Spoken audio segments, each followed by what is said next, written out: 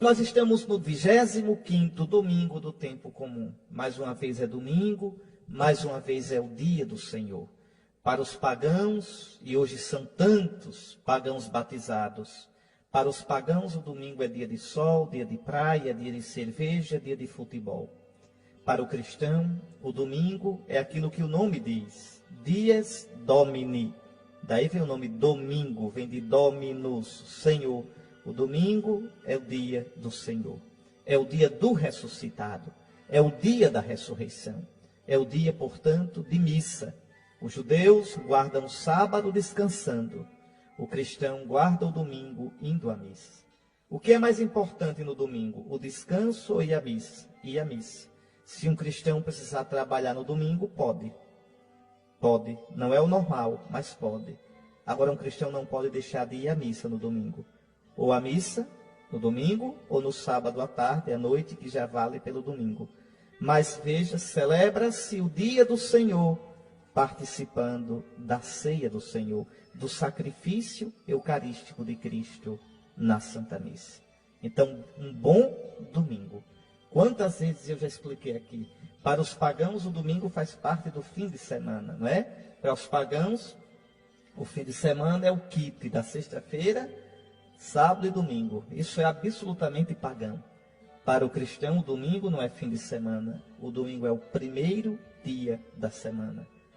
É o primeiro dia. Na visão cristã, o domingo é o dia no qual Deus criou o céu e a terra. Deus disse, faça-se a luz, e a luz se fez. E Deus separou a luz das trevas. Houve uma tarde e uma manhã, primeiro dia. Então, para os judeus, lá no Antigo Testamento, no primeiro dia Deus criou a luz. No primeiro dia Deus iniciou a criação. Aí vem Jesus e ressuscita nesse dia. É o dia da nova criação, da nova humanidade, que começa com o homem novo, com o novo Adão, Jesus ressuscitado. O domingo, veja, no Antigo Testamento, é o dia no qual Deus criou a luz. Faça-se a luz e separou a luz das trevas. Com a ressurreição de Cristo, brilhou para sempre a luz. A luz que nunca mais vai conhecer as trevas. Por isso que no Apocalipse, o escritor sagrado vai dizer, já não haverá mais noite. Ninguém precisará mais da luz da lâmpada ou do sol, porque o Senhor Deus nos iluminará. Veja, Cristo ressuscitado será a nossa luz. Que coisa linda! Não haverá mais noite de modo algum, porque agora a gente vive na luz do Cristo ressuscitado. Ele que é o dia sem fim, o sol da justiça que não conhece ocaso. Que coisa linda! Tudo isso é o domingo. Então é o primeiro dia da semana. O Senhor hoje nos dá a chance de recomeçar. O Senhor hoje nos dá a chance de uma nova semana, de um novo tempo. O Senhor hoje nos dá a chance de deixar de lado os pecados da semana passada, as velhas atitudes. O Senhor hoje reúne em toda a terra o seu povo para a Santa Missa e ali lhe dirige a palavra na Escritura e depois se faz presente no pão partido e no cálice repartido na Santa Eucaristia. E nós hoje, novamente, como há 2000 anos atrás, como na tarde do domingo da ressurreição, nós reconheceremos o Senhor ao partir o pão. E o nosso coração arderá ao ouvir a sua palavra. Que coisa linda! E a gente então pode começar a semana dizendo, o Senhor ressuscitou, o Senhor está vivo, existe esperança para o mundo, existe esperança para a nossa vida. Bom domingo então, caro ouvinte, bom domingo, caro irmão. Graças a Deus, que palavra tão forte essa, não é isso? É a palavra do profeta Amós. Deixa eu falar um pouquinho sobre esse profeta. Ele viveu na mesma época do profeta Isaías, no século 8º a.C. Lembre, vamos recordar um pouquinho, desde o tempo de Salomão, logo depois que Salomão morreu, Salomão era o filho de Davi. Davi foi o grande rei de Israel. Quando Davi morreu, veio Salomão. Salomão era um grande comerciante, um grande sábio, um grande administrador. Mas Salomão, infelizmente, entregou seu coração à prostituição com tantas mulheres, tantas rainhas pagãs, que terminaram enfraquecendo o coração de Salomão. Salomão também foi duro nos impostos. Quando ele morreu, o povo de Deus se dividiu. Você sabe disso, não sabe? O povo de Israel dividiu-se em 2 reinos. O reino do sul, chamado Reino de Judá. Qual era a capital de Judá? Jerusalém. E quem governava em Jerusalém? Sempre os descendentes de Davi, os reis descendentes de Davi. E as outras tribos, 10 tribos de Israel, formaram um outro reino no norte. Como se chamava esse reino do norte? Se chamava Reino de Israel. Também tinha apelido, Reino de Efraim. Então vejam, o norte, o reino de Israel, o sul, o reino de Judá. No sul, a capital, Jerusalém.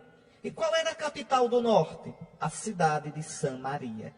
Então, o profeta Amós profetizou no reino do norte, no reino de Israel. O profeta Isaías, que era mais ou menos da mesma época de Amós, profetizava no reino do sul, no reino de Judá.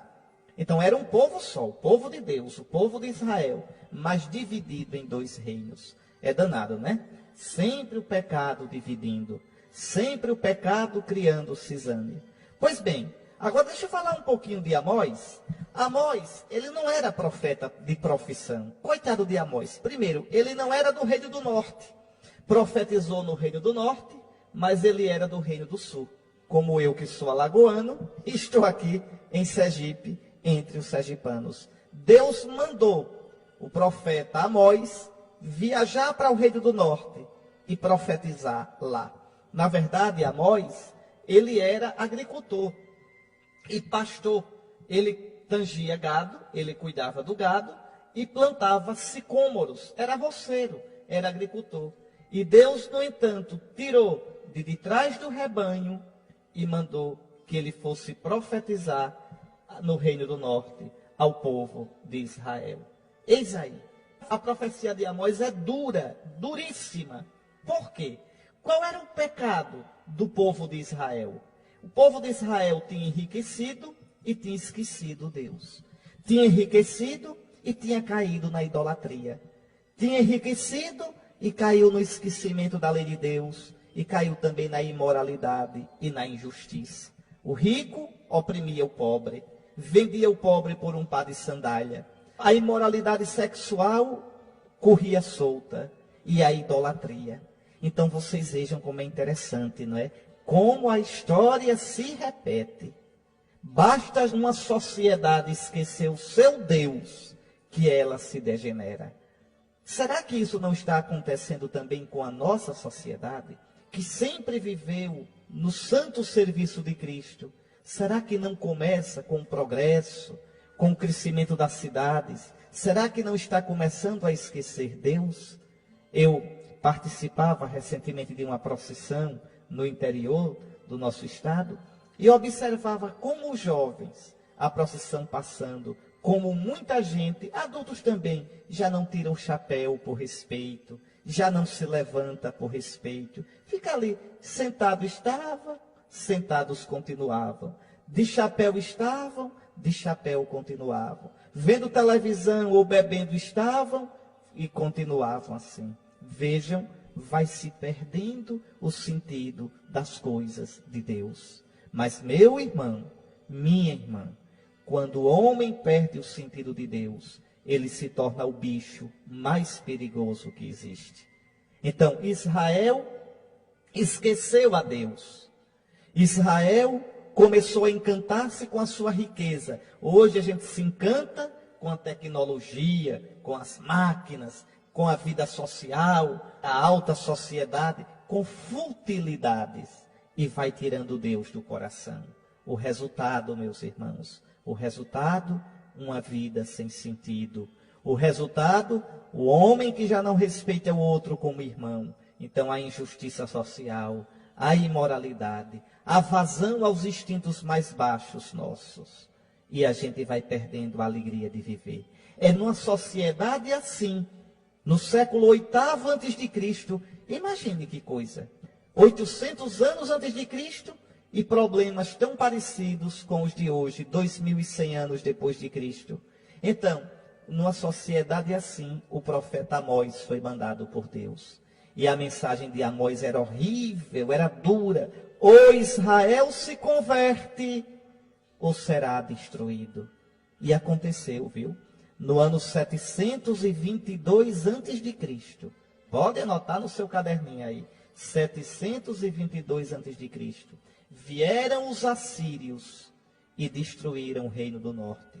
E até hoje, o reino do norte desapareceu da história. 10 tribos de Israel, 10 das 12, 10 foram varridas pela infidelidade, pela falta de conversão a Deus.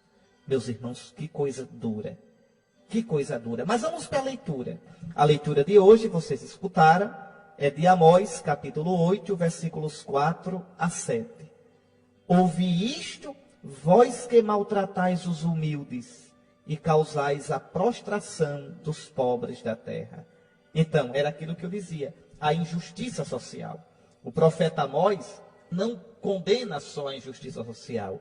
Ele condena a imoralidade, ele condena a idolatria, ele condena a piedade falsa, uma piedade só externa, mas o coração longe de Deus. A mesma coisa o profeta Isaías fazia também. Você pode olhar lá no profeta Isaías, quantas vezes o profeta vai criticar do mesmo modo. Pode olhar o capítulo 1 do profeta Isaías, lê Isaías 1 e você vai ver, entende? Como o profeta critica também o reino de Judá no sul pelo mesmo pecado.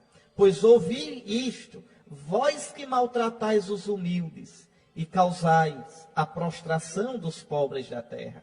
E repare que coisa mais feia. Vós que andais dizendo, quando passará a lua nova para vendermos bem a mercadoria?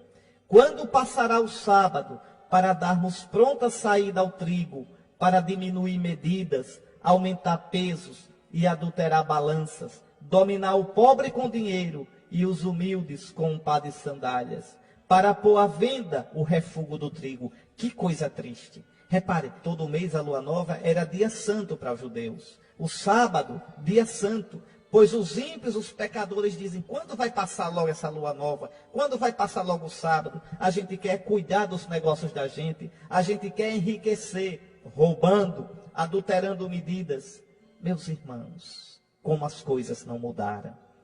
Como ainda hoje a gente esquece a Deus para cair no pecado. Em tantos tipos de pecado.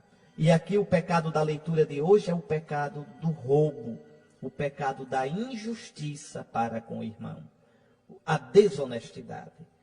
Meus irmãos, nós precisamos, em nome da nossa fé, ter cuidado para não praticar a injustiça contra ninguém. Não roubar o pobre, não pisar o fraco. Existem coisas simples que a gente tem que olhar na nossa vida. Por exemplo, você, como é que trata as pessoas mais frágeis que você? Por exemplo, a pessoa que trabalha na sua casa, sua empregada, seu empregado, seu motorista, se você tiver. Você sabe dizer muito obrigado? Você sabe dizer bom dia? Você sabe pedir por favor? Você sabe respeitar o pobre? Você sabe respeitar aquele que é mais fraco que você? Você sabe ajudar aquele que precisa da sua ajuda? Socorrer aquele que precisa do seu socorro? Você é certo, é reto nos seus negócios? Você lesa, você prejudica alguém nas suas coisas? Oh, meu irmão, minha irmã, aquele que teme a Deus tem que andar na retidão, tem que respeitar o seu próximo. Pois olhe como Deus diz, está aqui no versículo 7. Por causa da soberba de Jacó, jurou o Senhor, nunca mais esquecerei o que eles fizeram. Deus diz, nunca vou esquecer esse pecado desse povo.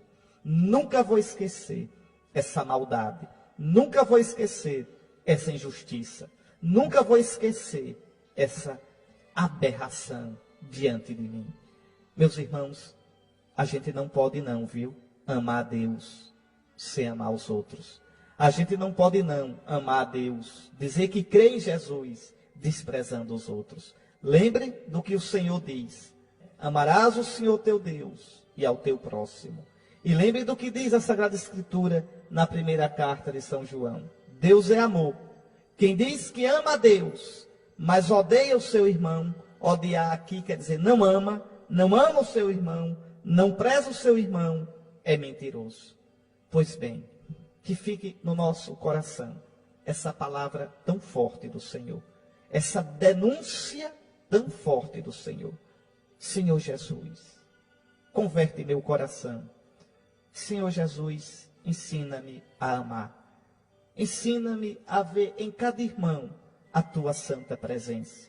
Sobretudo, Senhor, ensina-me a te ver na presença do fraco, na presença do humilde, na presença do pobre, na presença daquele que, machucado pela vida, não tem ninguém que o defenda, não tem ninguém que o possa valer.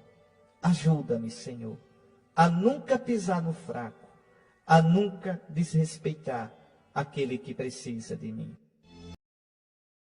Que beleza o nosso Deus, meus irmãos, que beleza.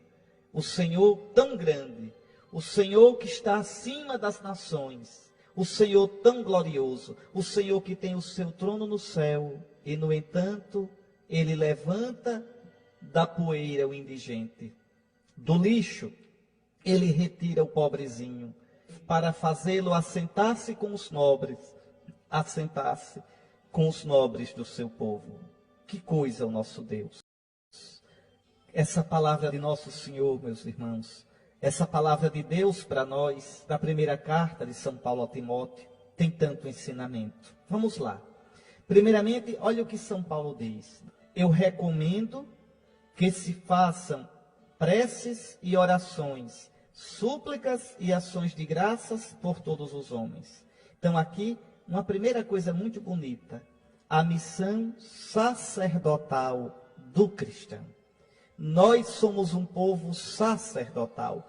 Pelo batismo, pela crisma, nós somos o povo de Deus reunido em Cristo. Cristo é a única ponte entre Deus e os homens. Cristo é o único sacerdote, o sacerdote santo e perfeito. Mas pelo batismo e pela crisma, a gente participa do sacerdócio de Cristo. O cristão, então, tem a missão de interceder pelo mundo, de rezar pelo mundo, de agradecer a Deus pelo mundo, de louvar a Deus pelo mundo, de pedir perdão a Deus pelo mundo. Esse sacerdócio do cristão se exerce na própria vida. São Paulo, se você olhar na carta aos Romanos, no capítulo 12, versículos 1 e 2, São Paulo vai dizer: eu vos exorto, irmãos, pela misericórdia de Deus, a que ofereçais vossos corpos como uma vítima agradável, santa. Este é o vosso culto espiritual. Mudai a vossa mentalidade, não vos conformeis a este mundo. Então veja, o cristão na sua vida deve interceder pelo mundo inteiro. Nós somos o povo santo. Nós não somos um povo de santinhos. Nós não somos melhores do que ninguém. Mas somos um povo santificado. Somos um povo santo. Porque fomos lavados pelo Espírito Santo no batismo. Porque fomos ungidos pelo Espírito Santo na crisma. Porque comungamos das coisas santas, do corpo e sangue de Cristo na Eucaristia. Então nós somos o povo sacerdotal. Se a igreja, o povo de Deus, não interceder pelo mundo, não há quem interceda. Se a igreja, o povo de Deus, não louvar pelo mundo, não exortar o mundo, não há quem louve e quem exorte. Então veja, São Paulo diz a Timóteo, né? Timóteo, bispo, em Éfeso, e São Paulo diz: eu, tá certo, te exorto, eu recomendo que se façam orações, preces, súplicas e ação de graças por todos os homens. O cristão tem esse dever. Por exemplo, na missa, a gente reza pelos vivos, pelos mortos, pelos crentes, pelos descrentes, pela igreja. Então ali a gente está exercendo o nosso ofício sacerdotal. Você no seu texto, na sua leitura da Bíblia, na sua oração, você tem o dever de rezar pelo mundo. Depois São Paulo diz, olha, que os cristãos rezem pelos que governam e por todos os que ocupam altos cargos, a fim de que possamos levar uma vida tranquila e serena, com toda piedade e dignidade. Então a nossa oração deve ser por todos, mas de modo especial pelos governantes. Não é para bajular os governantes, mas para que os governantes dobrem o coração diante do Senhor. Para que nossos governantes governem com justiça, com retidão, visando o bem comum. Então, que coisa bonita isso, rezar pelos governantes. A igreja tem este dever.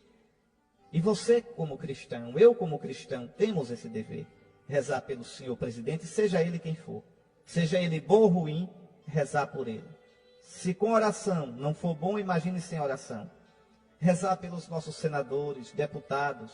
Rezar pelos senhores governadores de estado, o governador do nosso estado. Rezar pelo prefeito, a prefeita de nossos municípios. Então, rezar para que governem retamente. Governem com sabedoria para que nós possamos ter paz. E aqui eu chamo a atenção também para o nosso compromisso, não só de rezar, mas no caso de uma democracia, de saber elegê-los bem.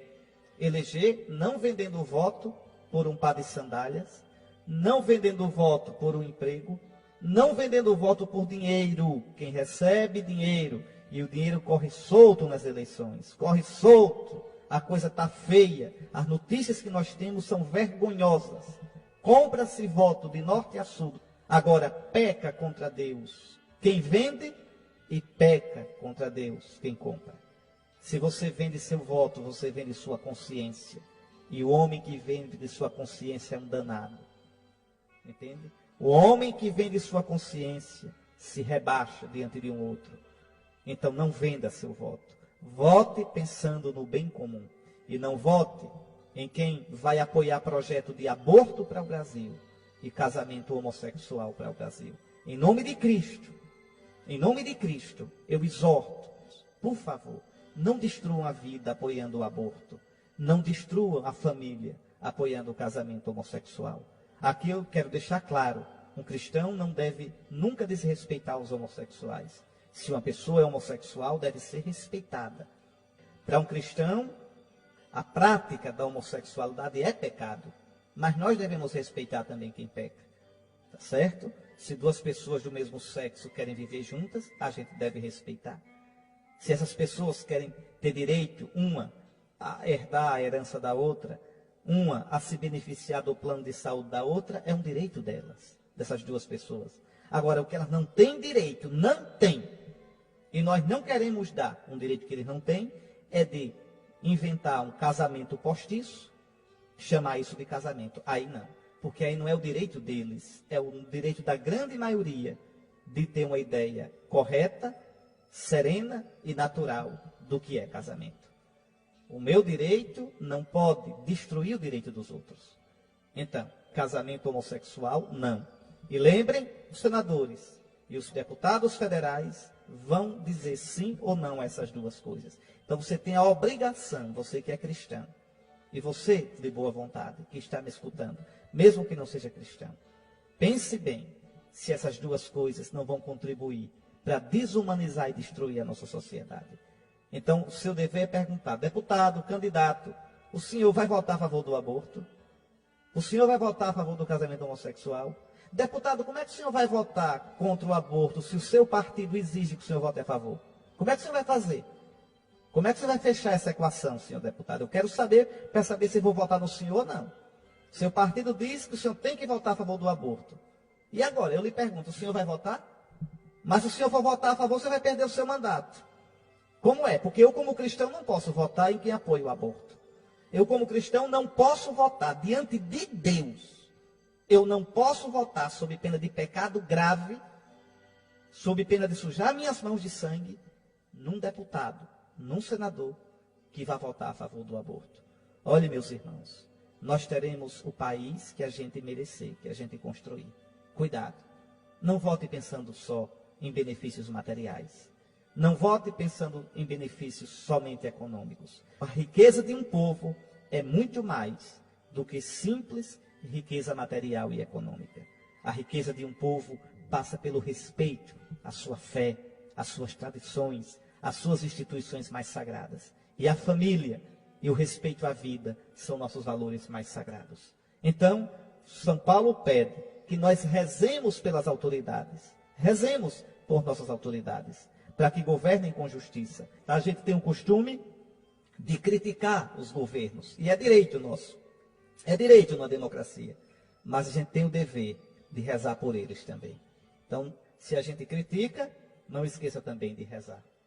E aí São Paulo diz uma coisa bonita, olha, diz: isto é bom e agradável a Deus, nosso Salvador, que quer que todos os homens sejam salvos e cheguem ao conhecimento da verdade.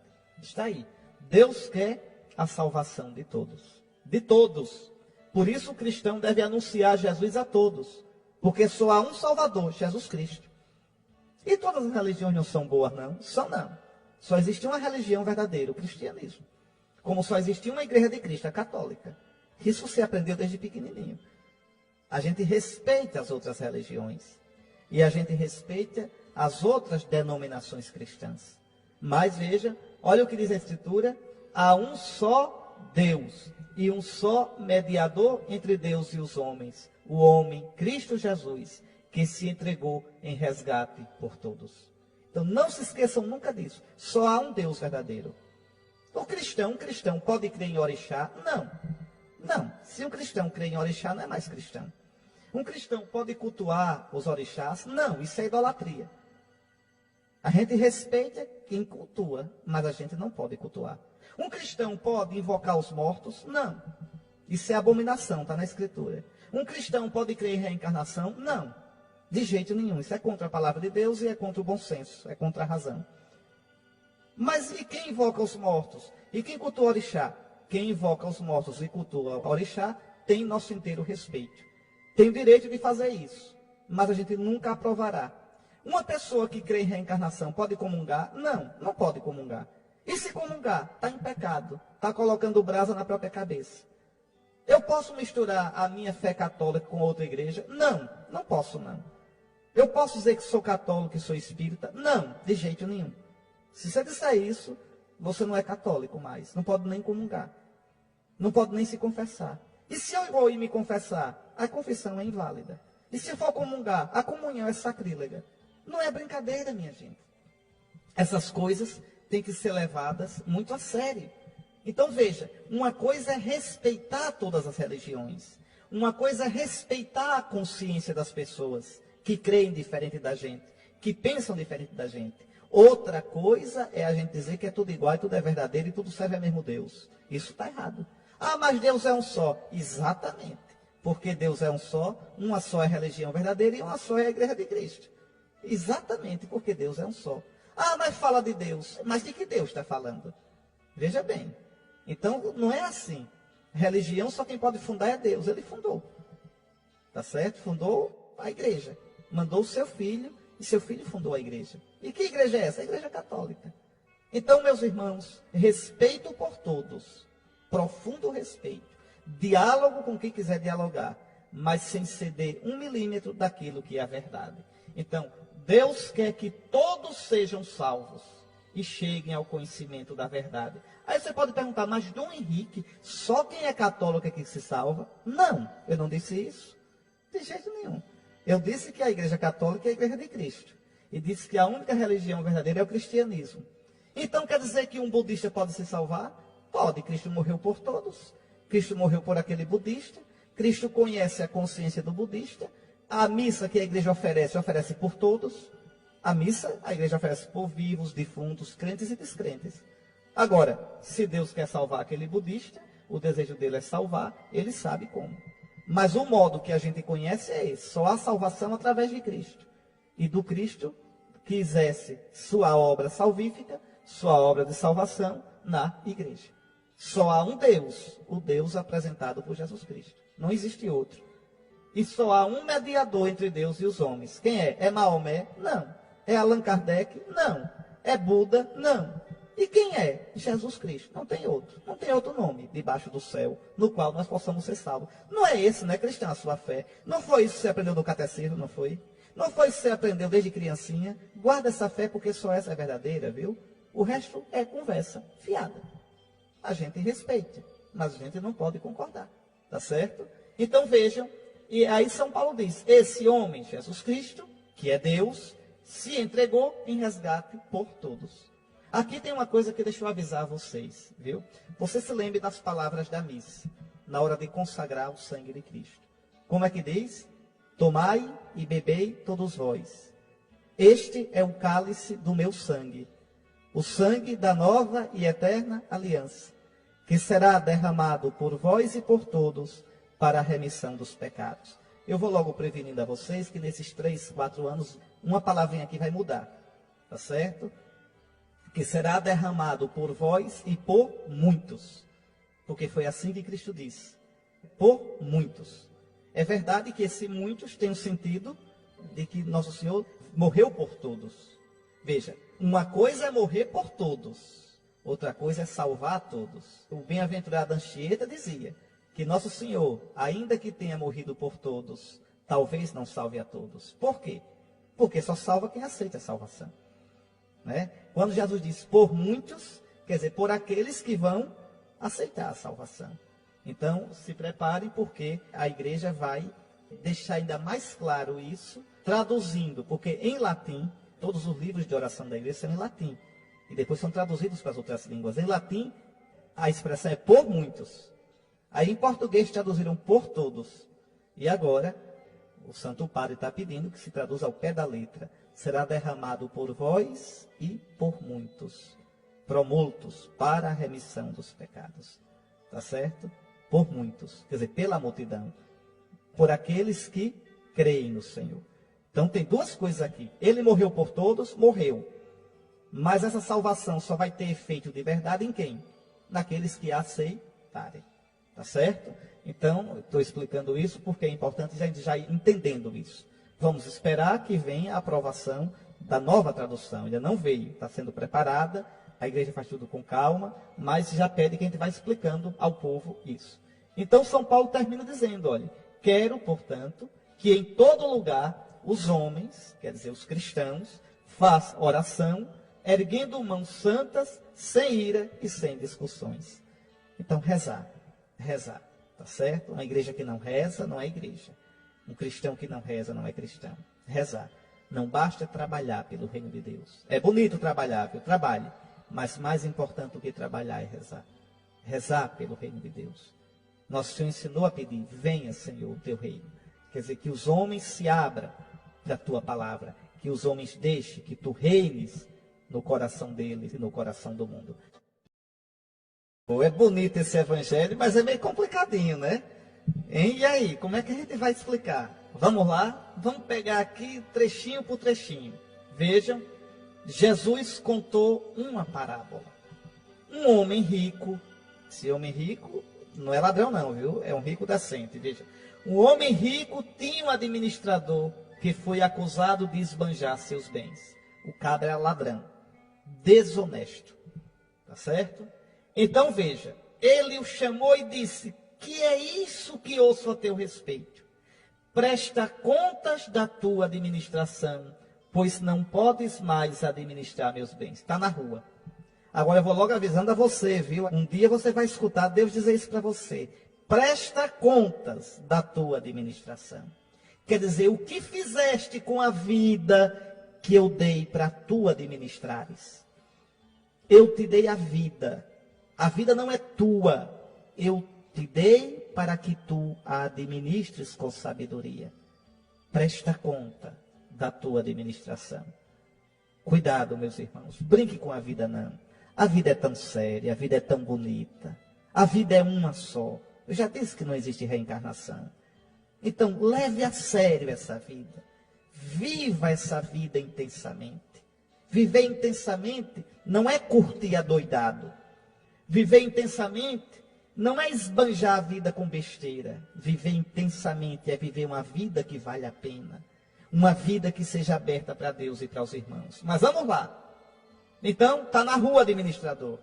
O administrador pensou, olha que cabra mais imprestável, escute só. Ele pensou, o Senhor vai me tirar a administração. O que vou fazer? Para cavar não tenho força. Repare que bicho preguiçoso. De mendigar tenho vergonha. Esse é como o Chechel.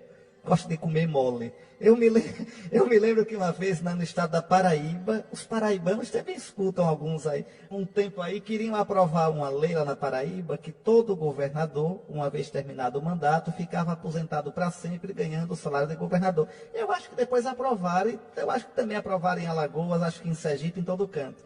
Mas o povo paraibano chamava essa lei de lei Chechel. Por quê? Porque é a lei de comer mole, né? O Chechel só come aquela comidinha mole. Pois é, aquela, né, não estraga nem os dentes. É o caso aqui. Veja, para cavar não tenho força, de mendigar tenho vergonha. O que é que eu vou fazer? Eu não quero trabalhar, também não quero estar pedindo o que é feio. Já sei o que vou fazer para que me recebam depois que eu for despedido. E vai fazer uma malandragem. Vai dar uma maquiada de caixa. Vai roubar, chama o devedor do patrão. O patrão era rico, certamente um empresário para aquela época. Chama um primeiro que devia ao patrão. Diz, quanto é que tu deves ao meu patrão? 100 barris. Senta aí depressa, eu vou aqui ajeitar o caixa. Coloque 50. Pronto, eu vou baixar pela metade a tua dívida. E tu, chama outro, quantas medidas de trigo tu deves? Eu devo 100. Escreve aí 80.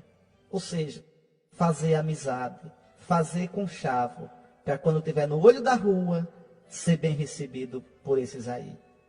E aí Jesus diz que o patrão ficou admirado e elogiou o administrador desonesto. Não entenda, não elogiou a desonestidade, mas ficou admirado com a esperteza. E aí Jesus constata uma coisa que a gente vê todo dia. Os filhos das trevas, os filhos deste mundo, nessa época de eleição a gente sabe disso, a gente vê isso tão direitinho, né? Os filhos deste mundo são mais espertos do que os filhos da luz. Oh, meu Deus, por que é assim, meu irmão?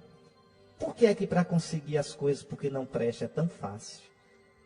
Para conseguir as coisas para o mundo é tão fácil? Por que é que tudo que é do reino de Deus, tudo que é para o bem, por que é tão difícil? Não é?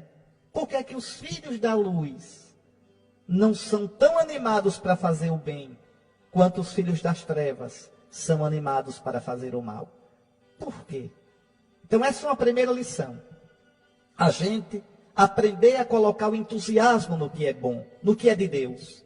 A gente ser cristão não amador, mas profissional. A gente aprender a se empenhar pelo Cristo, pelo bem, como os maus se empenham pelo mal. Mas aí depois Jesus, olha, no versículo 9, Jesus diz uma coisa que é difícil de dizer. Eu já perguntei aqui ao Dodô se ele quer explicar, o danado não quer. Mas olha aqui esse versículo 9. Eu vos digo, usai o dinheiro injusto para fazer amigos, pois quando acabar, eles vos receberão nas moradas eternas. Jesus está aconselhando a gente a fazer a mesma malandragem do homem desonesto. Repare o que Jesus está dizendo. Usai o dinheiro injusto para fazer amigos, pois quando acabar, eles vos receberão nas moradas eternas. Não, meus irmãos, Jesus não está ensinando malandragem, não. Deixa eu explicar a você. Repare como é bonito. Primeiro, o que é esse dinheiro que Jesus está falando? Dinheiro aqui é todo o bem que a gente tiver. Dinheiro aqui é minha inteligência, é o meu dinheiro, são meus bens materiais, minha família, meu talento, minha saúde, a beleza física, o vigor. Tudo que eu tenho de bem material ou de bem espiritual é dinheiro, é riqueza. E Jesus diz, usai o dinheiro injusto. Por que Jesus chama isso de injusto? Injusto porque tudo isso é ambíguo. Tudo isso em si não é mal, mas pode me fazer apegar o coração. E pode me desviar de Deus. Todos os bens que eu tenho nesse mundo, pode ser material, pode ser espiritual. Todos esses bens, se eu não souber usá-los com sabedoria, eles me desencaminham. Eles me levam para a soberba, para o orgulho, para o fechamento, para o desconhecimento de Deus, para a impiedade. A ponto de arrebitar o meu nariz. E se eu não disser, mas pensar, quem é Deus? Preciso de Deus, não. Veja. Por isso Jesus chama de injusto, porque é ambíguo. Então vamos lá entender. Usai os vossos bens neste mundo, esses bens que em si são ambíguos, usai para fazer amigos. Mas que amigos? Que amigos? Aqueles que vão estar no céu um dia, os pobres, os justos, os piedosos, os necessitados. Usai os bens desta vida. Usai aquilo que poderia até prender o vosso coração e vos mandar para o inferno. Usai o dinheiro injusto para fazer amigos. Pois quando acabar, quando esta vida acabar, eles vos receberão nas moradas eternas. Olha, eu vou dizer uma coisa a você. Eu já disse isso aqui há uns 2 domingos. Uma das maiores emoções que eu sinto na vida é quando eu ajudo um pobre e ele olha para mim e diz, Deus lhe pague. Ou quando diz, Deus te abençoe. Aqui um dia na catedral, eu ajudei uma pessoa e a pessoa olhou para mim e disse assim, que nunca falte o pão na sua mesa e que nunca falte a bênção de Deus na sua vida. Uma mulher pobre disse isso. Veja, são esses que vão nos receber um dia nas moradas eternas. Os filhos do mundo fazem amizades com os grandes para serem recebidos nos palácios pelas mãos dos lobistas. Os filhos de Deus devem fazer amizade com os amigos de Deus, usando bem os dons dessa vida, porque são esses amigos de Deus que vão dar testemunho da gente um dia diante de Cristo. Eu tive fome, tu me deste de comer. Eu tive sede, tu me deste de beber. Eu estava nu, tu me vestiste. Doente e preso, tu me visitaste. É o contrário da primeira leitura de hoje, dos ímpios que querem roubar. Está vendo, Dudu? É isso que Nosso Senhor está querendo dizer. Repare como é bonito o que Jesus quer dizer. Que a gente tem a esperteza. A esperteza. Você que tem bens, que tem dinheiro. Ajude. Ajude a quem precisa. Quando a comunidade, quando a igreja pedir ajuda, não é para enriquecer padre não, minha gente. Ajude. O que você puder fazer. Às vezes um empresário poderia dar uma ajuda que para ele é tão pequena, mas que pode ser tão grande para quem recebe. Às vezes, R$5 que eu dou a quem está realmente numa situação de miséria. Para mim é nada. Para aquele que recebeu é tanto. Faça amigos. Mas faça amigos, não que abra para vocês o Palácio do Governo, ou a Assembleia, ou a Câmara de Deputados. Mas amigos que lhe abram o céu. Fazei amigos com o dinheiro injusto, com os bens desta vida que poderiam lhe mandar para o inferno. Fazei amigos de verdade. Pois quando acabar essa vida, quando acabarem esses bens que você não leva para o seu caixão, esses amigos vos receberão nas moradas eternas. Jesus é uma coisa linda, né? Jesus não erra uma. Jesus não joga uma palavra fora. Mas ele vai ainda mais. Escute bem o que ele diz. Quem é fiel nas pequenas coisas, também é fiel nas grandes. E quem é injusto nas pequenas, também é injusto nas grandes. Então Jesus, veja, insiste na nossa coerência de vida. Jesus insiste em que a gente faça isso, conquistar o céu, não só nos grandes momentos, não só nos atos grandes, mega eventos, mas no dia a dia, nas pequenas coisas. Como você trata a sua empregada, hein? Como você trata aquele que ajuda você? Como você trata seu filho? Como você trata aquele que depende de você? Como você trata aquele que é seu subalterno no trabalho? Como você trata aquele que é seu aluno, se você é o professor? Ser fiel nas coisas pequenas, para que nas coisas grandes, na sua vida toda, você seja desses que é esperto, porque faz amigos para a eternidade.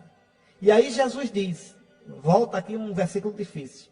Por isso, se vós não sois fiéis no uso do dinheiro injusto, quem vos confiará o verdadeiro bem?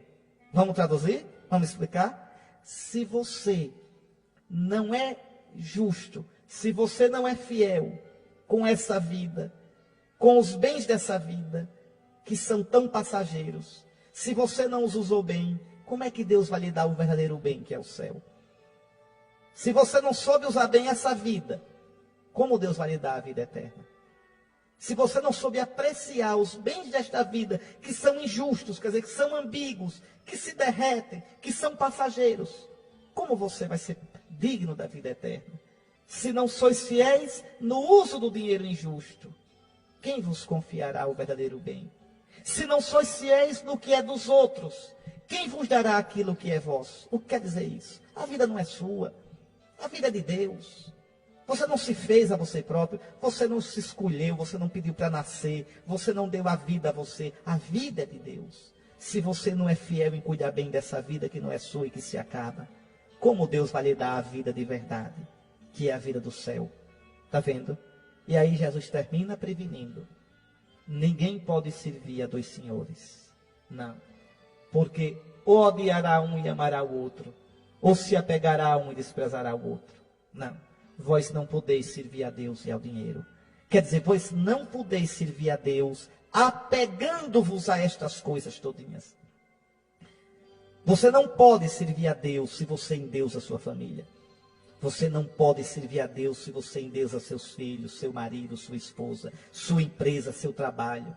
Você não pode servir a Deus se você endeusa seu corpo, a beleza física, a forma física. Você não pode servir a Deus se para se eleger você vende sua consciência. Ser deputado a qualquer preço? Não, seu pagão. Ser senador de qualquer jeito? Não, seu ímpio. Ser governador, presidente, a qualquer custo, passando por cima de tudo? Não.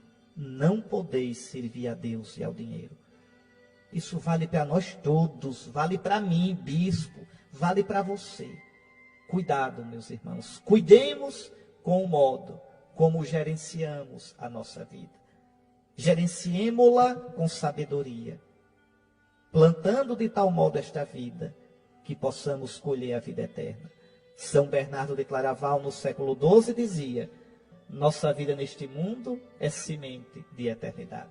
É bonita a palavra de Deus, não é? É bonita a palavra de Deus. Por isso, rezemos, como disse São Paulo na segunda leitura, sobretudo pelos nossos governantes, para que governem com justiça, tá certo?